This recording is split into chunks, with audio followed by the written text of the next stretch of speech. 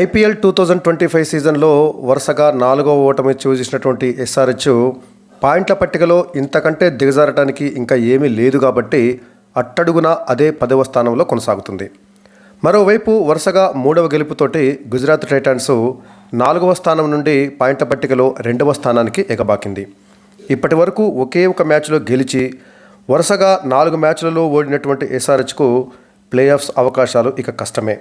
అనూహ్యంగా పుంజుకొని వరుస విజయాలు సాధిస్తే తప్ప ఎస్ఆర్హెచ్ ఇక ఇంటి ముఖం పట్టడం ఖాయమే.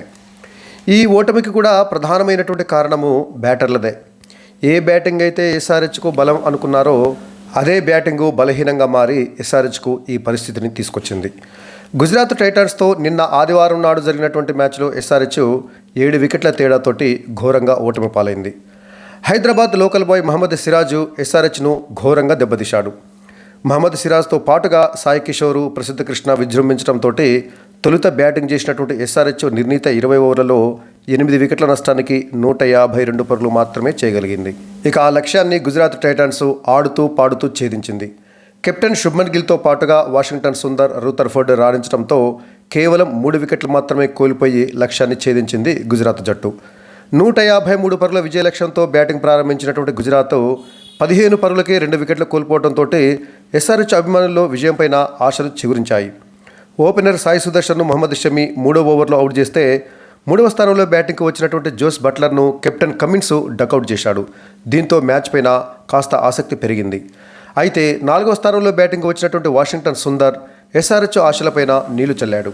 బౌలింగ్ ఆల్రౌండర్ అయినటువంటి వాషింగ్టన్ సుందర్ ఆశ్చర్యకరంగా బౌలింగ్ చేయలేదు, కానీ పించ్ హిట్టర్గా 4వ స్థానంలో బ్యాటింగ్కి వచ్చి తన జట్టును గెలిపించేటటువంటి ఇన్నింగ్స్ ఆడాడు వాషింగ్టన్ సుందర్. కెప్టెన్ శుభ్మన్ గిల్తో కలిసి వాషింగ్టన్ సుందర్ 3వ వికెట్కు 56 బంతుల్లోనే 90 పరుగుల భాగస్వామ్యం నిర్మించాడు. సో ఆ పార్ట్నర్షిప్పే ఒక రకంగా గుజరాత్ విజయానికి కారణమైంది. ఇక బౌలర్లపైన ఎదురు దాడికి దిగినటువంటి వాషింగ్టన్ సుందర్ కేవలం 29 బంతుల్లోనే 5 4లు 2 సిక్సర్లతోటి 49 పరుగులు చేసి 1 పరుగు తేడాతో తన హాఫ్ సెంచరీని మిస్ చేసుకున్నప్పటికీ గుజరాత్కు గెలిచేటటువంటి ఇన్నింగ్స్ ఆడాడు.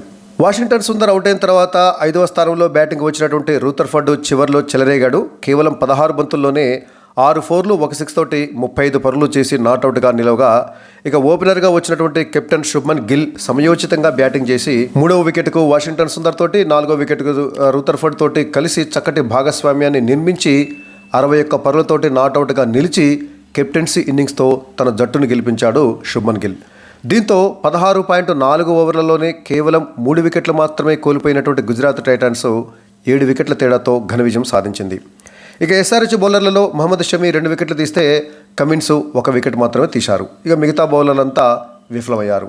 అంతకుముందు టాస్ ఓడి బ్యాటింగ్ ప్రారంభించినటువంటి ఎస్ఆర్హెచ్ బ్యాటర్ల వైఫల్యంతో 152 పరుగులకే పరిమితమైంది. టాస్ ఓడి మొదట బ్యాటింగ్ చేపట్టేటువంటి ఎస్ఆర్హెచ్కు సిరాజ్ వేసినటువంటి తొలి ఓవర్లోనే షాక్ తగిలింది. సిరాజ్ వేసినటువంటి ఆ తొలి ఓవర్లో 2 4లు కొట్టినటువంటి ట్రావిస్ హెడ్ ఆ ఓవర్ చివరి బంతికి సాయి సుదర్శన్కు క్యాచ్ ఇచ్చి అవుట్ అయ్యాడు. అలా లోకల్ బాయ్ సిరాజు ఎస్ఆర్హెచ్కు తొలి షాక్ ఇచ్చాడు. 9 పరుగుల వద్దనే ఎస్ఆర్హెచ్ తన తొలి వికెట్ను కోల్పోయింది. ఇక ఇషాంత్ శర్మ వేసినటువంటి 2వ ఓవర్లో 2 4లు కొట్టినటువంటి అభిషేక్ శర్మ కాస్త నెమ్మదిగానే ఆడాడు. అయితే 5వ ఓవర్లో సిరాజ్ మళ్ళీ ఎస్ఆర్హెచ్ను మరో దెబ్బ తీశాడు. 16 బాల్స్ ఆడి 4 4లతోటి 18 పరుగులు చేసినటువంటి అభిషేక్ శర్మ రాహుల్ తెవాటియాకు క్యాచ్ ఇచ్చి అవుట్ అయ్యాడు. అలా 5వ ఓవర్లోనే 38 పరుగుల వద్ద 2వ వికెట్ను కోల్పోయింది ఎస్ఆర్హెచ్. 6 ఓవర్ల పవర్ ప్లేలో ఎస్ఆర్హెచ్ 2 వికెట్ల నష్టానికి 45 పరుగులు మాత్రమే చేయగలిగింది. 14 బాల్స్ ఆడి 2 4లతోటి 17 పరుగులు చేసినటువంటి ఇషాన్ కిషన్ కూడా ప్రసిద్ధ కృష్ణ వేసినటువంటి 8వ ఓవర్లో ఇషాంత్ శర్మకు క్యాచ్ ఇచ్చి అవుట్ అయ్యాడు. అలా 50 పరుగులకే ఎస్ఆర్హెచ్ తన టాప్ 3 బ్యాటర్లను కోల్పోయింది. అయితే 4వ స్థానంలో బ్యాటింగ్కి వచ్చినటువంటి నితీష్ కుమార్ రెడ్డి, 5వ స్థానంలో బ్యాటింగ్కి వచ్చినటువంటి హెన్రిచ్ క్లాసన్ వీరిద్దరూ కలిసి కాసేపు వికెట్ల పతనాన్ని అడ్డుకున్నారు. 10 ఓవర్లు ముగిసేసరికల్లా ఎస్ఆర్హెచ్ 3 వికెట్ల నష్టానికి 64 పరుగులు చేసింది. వీరిద్దరూ అంటే Heinrich Klaasen and Nitish Kumar Reddy వీరిద్దరు కలిసి T20 తరహాలో కాకపోయినా వన్డే తరహాలో ఆడి వికెట్ల పతనాన్ని అడ్డుకున్నారు. ఇద్దరు కలిసి 4వ వికెట్కు 39 బంతుల్లో 50 పరుగుల భాగస్వామ్యాన్ని నెలకొల్పారు. వీరిద్దరు కలిసి ఆడుతున్నంతసేపు ఎస్ఆర్హెచ్ అభిమానుల్లో కాస్త ఆశలు సిగురించాయి. భారీ స్కోరు చేయకపోతుందా ఎస్ఆర్హెచ్ అని. అయితే ఈసారి స్పిన్నర్ సాయి కిషోర్ ఎస్ఆర్హెచ్ను దెబ్బతీశాడు.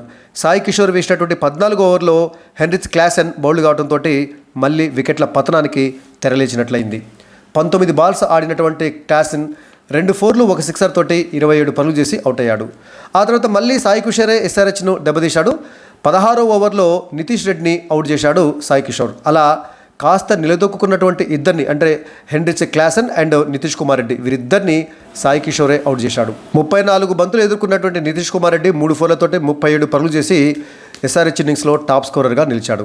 ఇక 14 బంతుల్లో 18 పరుగులు చేసినటువంటి అనికేత్ వర్మను సిరాజు ఎల్బీడబ్ల్యూగా అవుట్ చేశాడు. సో సిమర్జిత్ సింగ్ను కూడా సిరాజే బౌల్ చేశాడు. అలా మళ్ళీ వరుసగా 2 వికెట్లు తీసినటువంటి సిరాజు ఎస్ఆర్హెచ్ను మరో దెబ్బతీశాడు. చివరిలో కెప్టెన్ ప్యాట్ కమిన్స్ 9 బంతుల్లోనే 22 పరుగులు చేయటము, చివరి ఓవర్ వేసినటువంటి ఇషాంత్ శర్మ ఆ చివరి ఓవర్లో 17 పరుగులు రావడంతో ఎస్ఆర్హెచ్ మొత్తానికి లాస్ట్ ఓవర్లో 150 పరుగుల మార్కును అందుకోగలిగింది. నిర్ణీత 20 ఓవర్లు ముగిసేసరికల్లా ఎస్ఆర్హెచ్ జట్టు 8 వికెట్ల నష్టానికి 152 పరుగులు చేసింది. 152 పరుగులు అంటే తక్కువ స్కోర్ అయినా చెప్పాలి.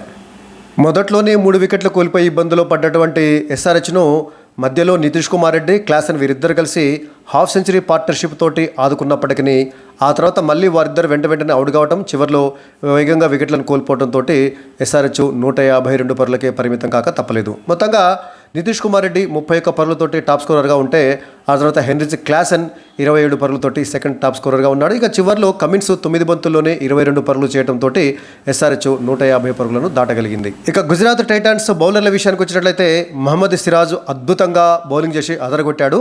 సో లోకల్ బాయ్ అయినటువంటి సిరాజు తనకు బాగా తెలిసినటువంటి సుపరిచితమైనటువంటి ఉప్పల్ స్టేడియంలో చెలరేగి ఆడాడు. 4 ఓవర్లు ఇచ్చినటువంటి సిరాజు కేవలం 17 పరుగులు మాత్రమే ఇచ్చి 4 కీలక వికెట్లు తీశాడు. ఎస్ఆర్హెచ్ మొత్తం 8 వికెట్లు కోల్పోతే అందులో సగం వికెట్లు అంటే 4 వికెట్లను సిరాజే తీశాడు. ఆ తర్వాత వచ్చేసి ప్రసిద్ధ కృష్ణ కానీ ఆ తర్వాత సాయి కిషోర్ వీరిద్దరు కూడా చక్కగా బౌలింగ్ చేసి చెరో 2 వికెట్లు తీశారు. అంతేకాకుండా పరుగులను కూడా బాగా నియంత్రించారు. సాయి కిషోర్ 4 ఓవర్లలో 24 పరుగులు మాత్రమే ఇచ్చాడు. అంటే ఓవర్కి సగటున 6 పరుగులు చొప్పున ఇచ్చాడు. ఇక ప్రసిద్ధ కృష్ణ కూడా 4 ఓవర్లలో 25 పరుగులు మాత్రమే ఇచ్చి 2 వికెట్లు తీశాడు. అంటే ఓవర్కి సగటున 6.25 చొప్పున పరుగులు ఇవ్వడం జరిగింది. జీటీ బౌలర్లు అందరూ కూడా చక్కగా బౌలింగ్ చేశారు. మనకి రషీద్ కూడా గతంలో ఈ సీజన్లో పెద్దగా రాణించలేదు. ఈ మ్యాచ్లో కూడా వికెట్లు ఏమీ తీయకపోయినప్పటికీ పరుగులను నియంత్రించాడు. అయితే ఒక ఇషాంత్ శర్మ ఒక్కడే విఫలమయ్యాడు. 4 ఓవర్లలో ఏకంగా 53 పరుగులు ఇచ్చాడు. అంటే ఓవర్కి సగటున 13.25 చొప్పున పరుగులు ఇచ్చాడు ఇషాంత్ శర్మ. తన నిప్పులు జరిగే బౌలింగ్ తోటి గుజరాత్ టైటాన్స్ విజయంలో కీలక పాత్ర పోషించి ఐపీఎల్ కెరియర్లోనే మరి తన అత్యుత్తమ బౌలింగ్ గణాంకాలు నమోదు చేసి 4 వికెట్లు తీసినటువంటి మహమ్మద్ సిరాజ్కు player of the match award లభించింది. ఇక ఈ విజయంతో పాయింట్ల పట్టికలో గుజరాత్ టైటన్స్ 4వ స్థానం నుంచి 2వ స్థానానికి ఎగబాగితే ఇక ఎస్ఆర్హెచ్కు దిగజారడానికి ఇంకా ఏమీ లేదు కాబట్టి అదే 10వ స్థానంలో కొనసాగుతుంది. ఇక ఢిల్లీ క్యాపిటల్స్ 3 మ్యాచ్లలో 3 విజయాలతోటి ప్రస్తుతము పాయింట్ టేబుల్లో అగ్రస్థానంలో ఉంటే గుజరాత్ టైటన్స్ 2వ స్థానంలో ఉంది. ఇక ఆర్సీబీ, పీబీకేఎస్ ఆ తర్వాతి స్థానాలలో కొనసాగుతున్నాయి. ఢిల్లీ క్యాపిటల్స్, గుజరాత్ టైటన్స్ ఈ 2 జట్లు కూడా 3 విజయాలతోటి 6 పాయింట్లతో తొలి 2 స్థానాలలో ఉంటే ఆ తర్వాత 3వ స్థానంలో ఉన్నటువంటి ఆర్సీబీ నుంచి 7వ స్థానంలో ఉన్న రాజస్థాన్ రాయల్స్ వరకు ఈ జట్లన్నీ కూడా తలా 2 విజయాలతోటి 4 పాయింట్లు సాధించి మెరుగైనటువంటి నెట్ రన్ రేట్ ఆధారంగా ఆర్సీబీ 3వ స్థానంలో, పీబీకేఎస్ 4వ స్థానంలో, కేకేఆర్ 5వ స్థానంలో, ఎల్ఎల్జీ 6వ స్థానంలో, రాజస్థాన్ రాయల్స్ 7వ స్థానంలో కొనసాగుతున్నాయి. ఇక 8వ స్థానంలో ఉన్నటువంటి ముంబై నుంచి 10వ స్థానంలో ఉన్న ఎస్ఆర్హెచ్ వరకు అంటే ముంబై తర్వాత సిఎస్కే, ఎస్ఆర్హెచ్ ఈ 3 జట్లు కూడా ఇప్పటివరకు కేవలం ఒకే ఒక విజయంతో మరి నెట్ రన్ రేట్ ఆధారంగా ఎంఐ 8వ స్థానంలో, సిఎస్కే 9వ స్థానంలో, ఎస్ఆర్హెచ్ 10వ స్థానంలో కొనసాగుతున్నాయి.